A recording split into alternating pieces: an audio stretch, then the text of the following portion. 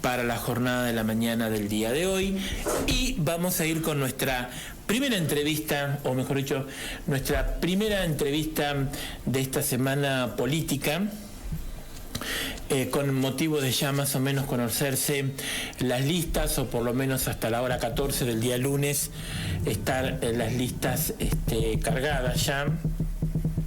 Vamos a hablar con Guillermo Casarino, concejal mandato cumplido, para que nos cuente un poco su visión de cómo ve el panorama.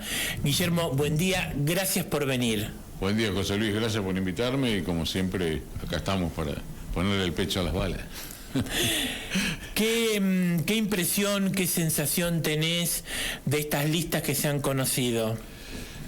Mira, la verdad me resultan, sin entrar a juzgar a las personas, porque de muchos no tengo ni más mínimo conocimiento, que creo que le debe pasar a todo el mundo. No sabemos lo que piensan, porque nunca los escuchamos a la mayoría. Si sacamos la lista de Horacio Rodríguez y de Marcela, que ya tienen alguna experiencia y se han expresado, lo que me preocupa es el conocimiento que tiene toda la gente que se postura para ocupar puestos en el Consejo Deliberante y en el resto de los cargos, con respecto a cuál es su función, cómo funciona el Consejo Deliberante. Y se me ocurrió, mientras pensaba qué iba a decir, hacerles una propuesta a todos los que son candidatos, es que dediquen este mes y monedas que tienen para llegar a la elección a prepararse, a estudiar el reglamento interno del Consejo Deliberante, a estudiar la ley orgánica municipal, a saber cuáles son las incumbencias y cómo debe funcionar un concejal, aprender que uno no legisla para individualidades, legisla para la generalidad. Uno ve proyectos en el Consejo que están apuntando a tal cosa, a tal persona, a tal grupo. No, así no funciona, no es esa la función del concejal. Las ordenanzas tienen que ser de cumplimiento obligatorio y para toda la comunidad, no para grupos especiales. No hay que legislar para las excepciones, sino para la generalidad. Que se pongan a estudiar cuál es la zonificación que tiene 30, 40 años de atrás, o la zonificación de Navarro. Todo ese tipo de cosas, de las cuales hay que estudiarlas antes de estar sentado en la banca. Yo incluso, si bien algo estudié antes de ser concejal, después me di cuenta que me faltó estudiar muchísimo para las cosas que tiene que hacer y saber un concejal.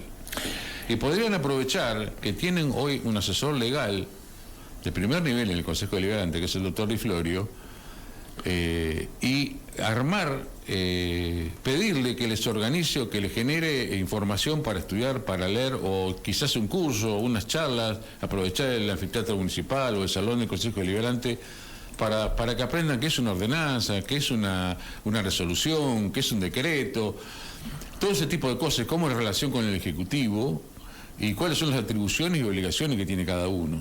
Entonces vamos a tener un Consejo Deliberante con un poco más de nivel y con un poco más de capacidad de discusión. Ese es el tema que más me preocupa. Además, en realidad, lo que no conocemos es ideológicamente qué piensan.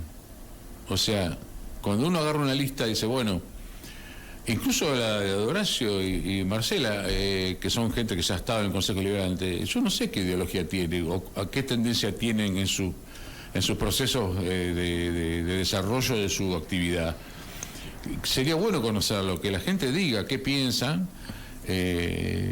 y cómo razonan las cosas en base a la ideología que tienen y al objetivo que tienen.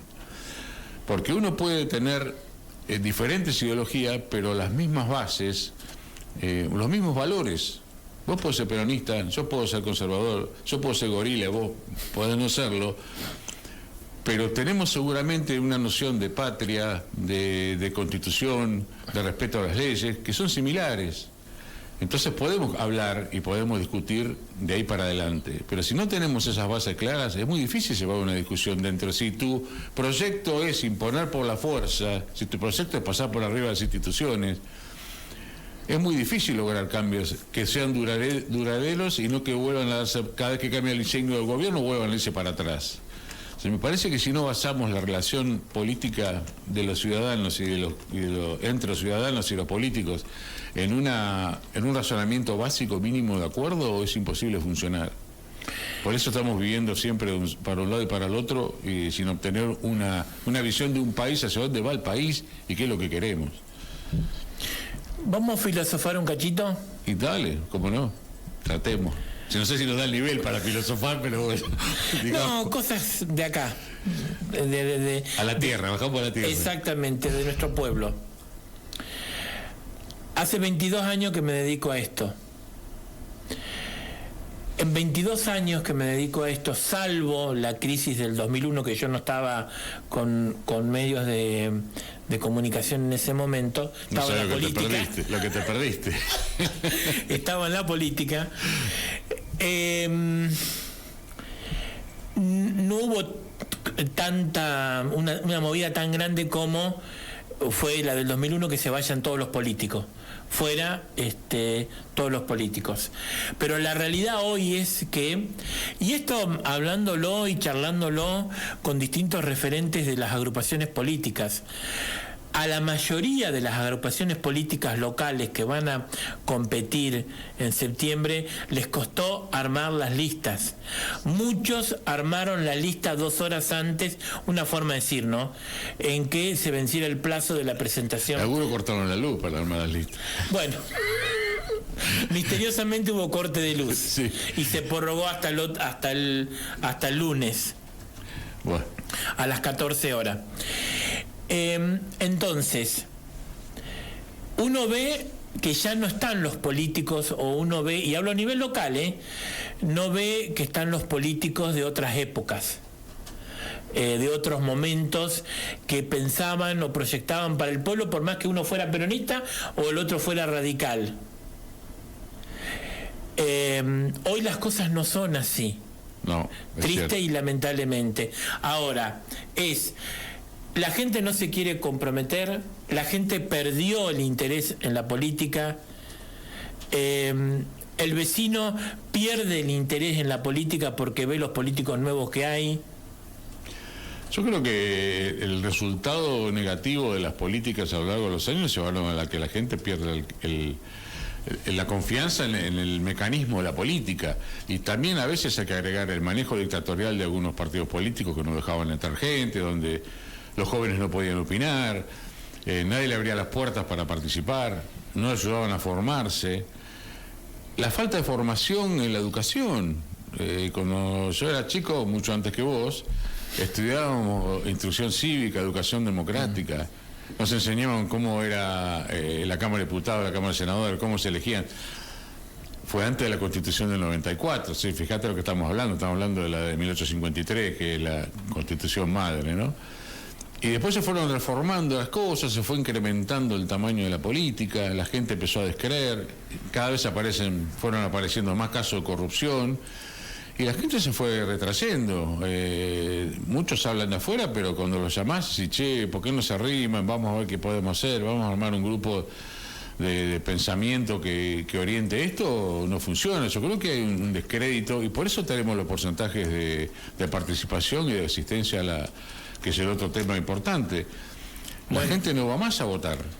No le importa nada, ya saben que no lo van a multar, que no tiene ningún sentido. Yo creo que ya tendría que estar pensando en hacerlo optativo, porque no se va a volver más a votar en masa, salvo que haya algo que realmente justifique ese cambio. Hay 16.000 electores en Navarro. Sí, sí. Yo creo que van a ir 8.000. 9.000. Sí, yo creo que son los porcentajes que se han estado dando en Ciudad de Buenos Aires y en todas las provincias del interior donde ya hubo elecciones. O sea, ¿cómo se van a repartir esos 8.000 votos o 9.000 votos? Va a ser muy difícil saberlo, ¿no? Pero yo creo que hay mucho descrédito, y de alguna manera va a pasar eso hasta que aparezca algo. ¿Por qué Milei apareció y mucha gente lo siguió? Porque era disruptivo con lo anterior, era romper con la inercia que traía la clase política.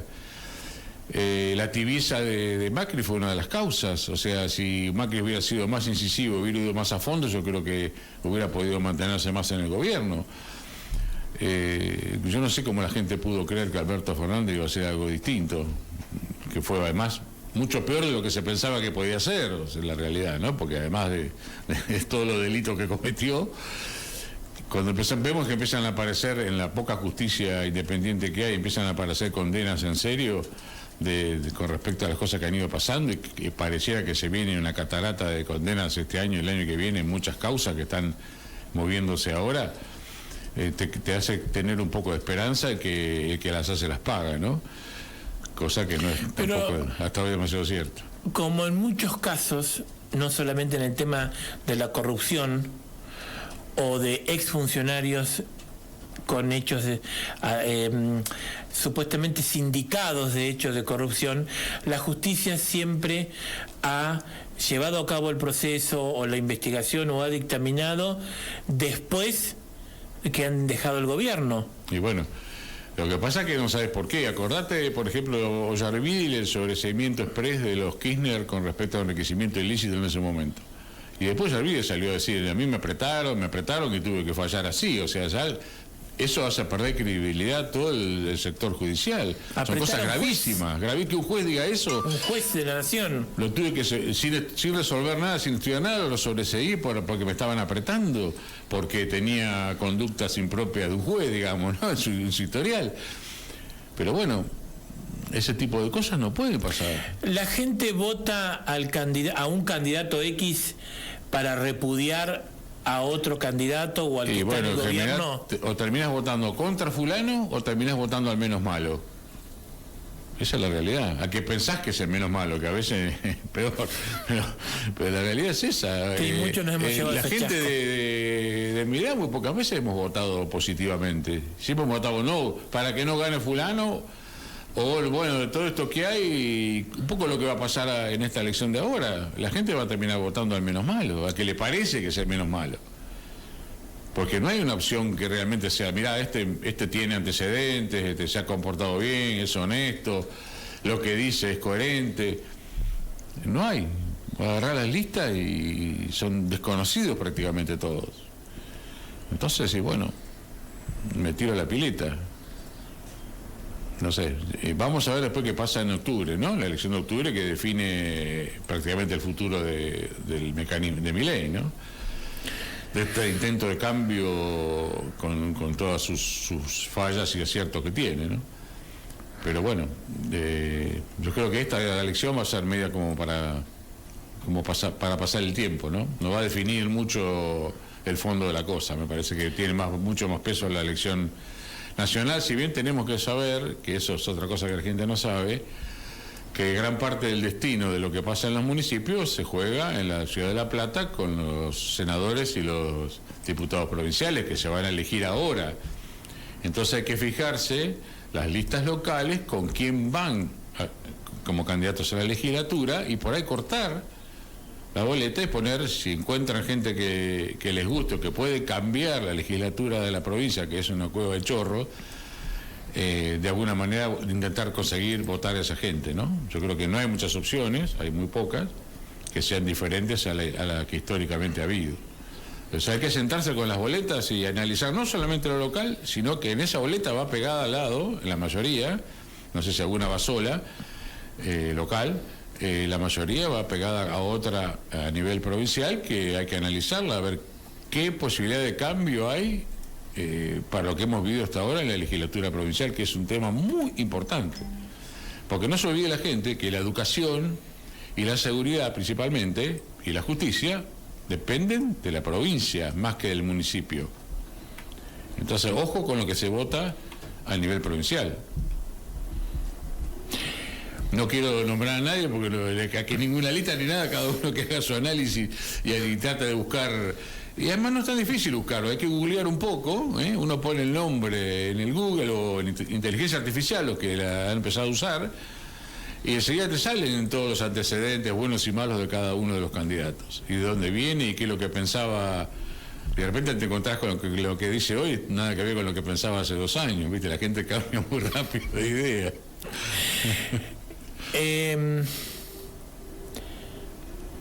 Milei, dijiste cosas buenas y cosas malas. Ahora, como siempre en todas las relaciones entre el presidente y el vicepresidente, hay cortocircuitos graves entre los dos, con ataques verbales por parte de Milei, que como hombre no lo debería hacer, pero bueno. ¿Qué decís vos? ¿Qué te parece? Y si pensás, si fracasa Milei, ¿qué puede llegar a suceder o qué pasaría si...?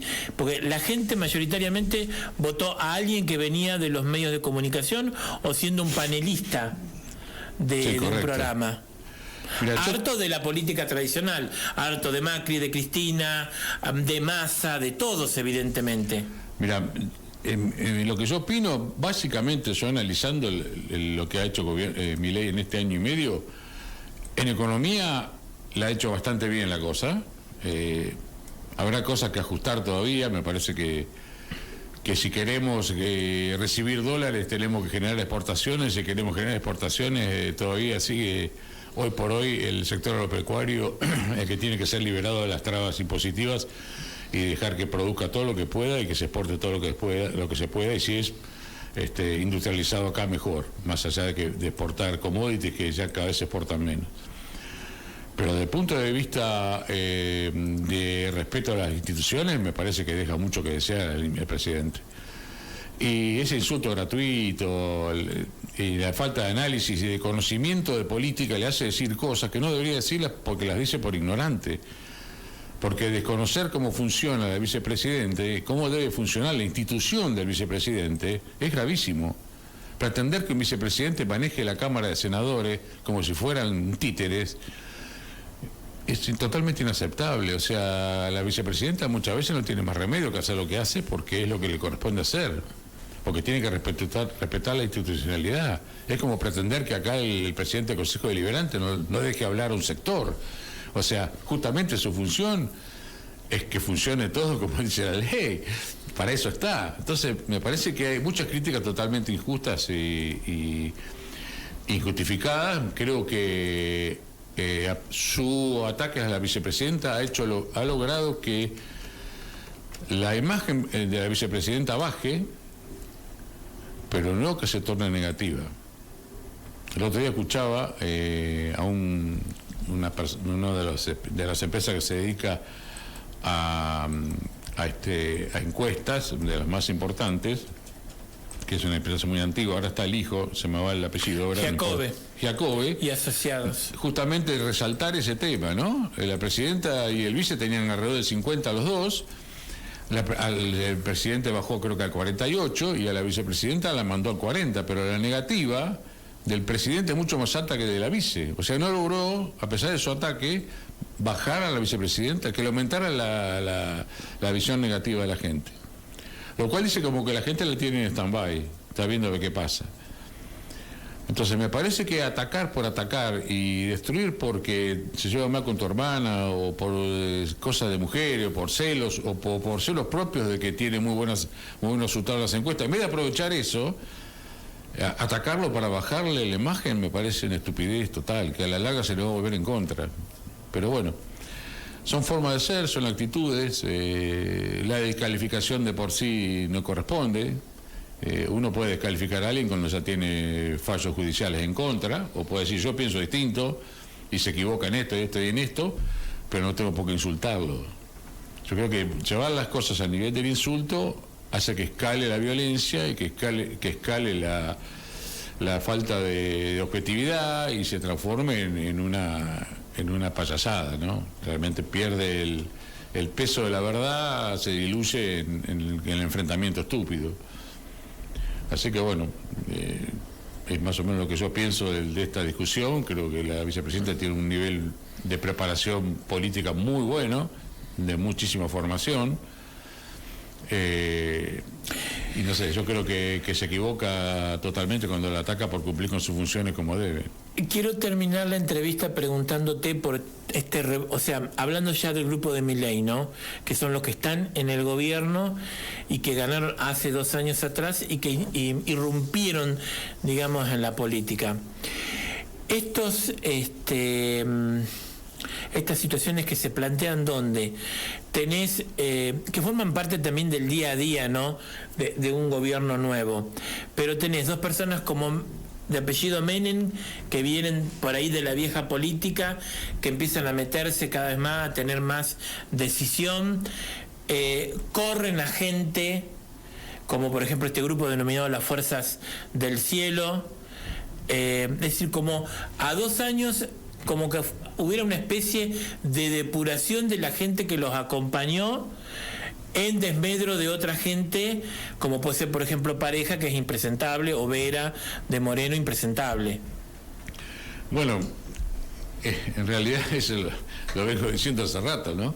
Yo creo que hay, de alguna manera, esta estructura de armado político manejada por la hermana de Milei, de ahí para abajo, y apoyada aparentemente por alguno de los Menem. Igual los Menem, más que venir de la política, vienen de la empresa, ¿no? Tienen mucho contacto empresario y han ganado muchas licitaciones antes con el kirchnerismo y ahora también con el liberalismo especial que tiene Milei. Y bueno, es una decisión política que tomó el presidente, que muestra también su falta de conocimiento en la política y el mal asesoramiento que tiene, que es lo mismo que te decía con las críticas a la vicepresidenta, inútiles, improductivas y que no sirven para nada. Y en este caso lo mismo, dejó todo el armado político, sobre todo la provincia de Buenos Aires, pero de todo el país, en manos de gente que no tiene la más pálida idea, y que se rodeó de gente que ya tiene antecedentes malos. Incluso tienen denuncias judiciales, googleen, muchachos, googleen, busquen inteligencia artificial y van a ver, está todo ahí. La prensa tiene eso de bueno, ¿no? A veces cuando hablamos de los 70, me voy del tema, perdón, ¿no? Pero como dice Tata Joffre, o como dicen Seferino Reata, muchachos, busquen los diarios. Todo lo que pasó en los 70 está en los diarios, está en los archivos de Clarín, de ámbito financiero, está todo ahí. O sea, no hace falta que nadie te invente la historia. La historia de lo que fue la guerra civil de la Argentina está toda escrita por la prensa. O sea, busquen la información y está bien. A veces el ciudadano común no tiene demasiado, tiene con el laburo y con todo el tiempo, pero bueno, uno cuando está un poco más viejo tiene por ahí un poco más de tiempo libre y puede buscar más. Pero volviendo a lo que vos decís, yo creo que el armado que han hecho en la provincia es desastroso. De hecho, han dejado afuera gente muy buena, muy capaz, que se ha reorganizado a través de otros lados. Por eso digo, estudien las listas, que coincide mucho con la política de Milei, esa gente que dejaron afuera. Pero la dejaron afuera por no aceptar el verticalismo a ciegas que exige esta gente. Acá, hasta donde yo sé, la primera reunión entre la concejal de La Libertad Avanza y Vera fue una pelea, porque pretendía manejar con la mentalidad del conurbano a una localidad como Navarro. Y de hecho pasó así. La lista que se presenta hoy por La Libertad Avanza es una lista digitada desde el conurbano. Entonces, bueno, la gente tiene que analizar esas cosas, ¿no? De dónde viene la gente, quiénes son los que la forman y qué sustento tienen para estar en el puesto para que se postulen. Por eso digo, muchachos, pónganse a estudiar. Guillermo, gracias por venir esta mañana. Muchas gracias. Muy bien, así pasó en la jornada de la mañana del día de hoy, hablando con nosotros